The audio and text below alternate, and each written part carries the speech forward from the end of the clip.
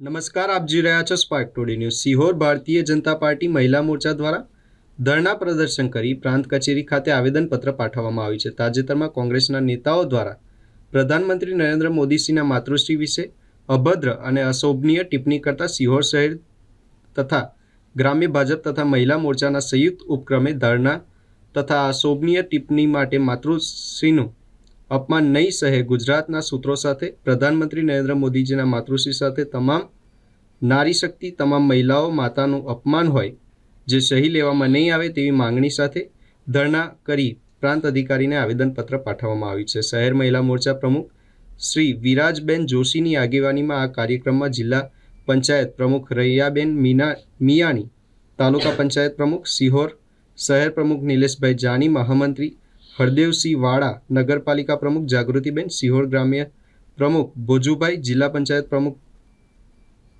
પૂર્વ પ્રમુખ ભરતસિંહ સહિત મહિલા મોરચા તથા સંગઠનના તેમજ ભારતીય જનતા પાર્ટીના હોદ્દેદારો જોડાયા હતા।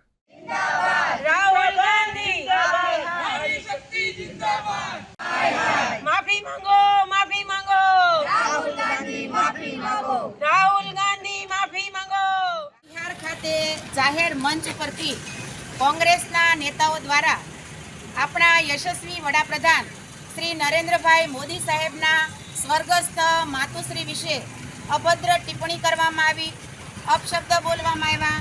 તો ભારતીય જનતા પાર્ટી ગ્રામ્ય તેમજ શહેર અને મહિલા મોરચાના સંયુક્ત ઉપક્રમે આજે ધરણાનું આયોજન કરવામાં આવ્યું। અમે ધરણા ઉપર ઉતર્યા હતા। ત્યારબાદ મામલતદાર કચેરી ખાતે સાથે મળીને અમે આવેદનપત્ર લેખિતમાં આપવા માટે આવ્યા છીએ।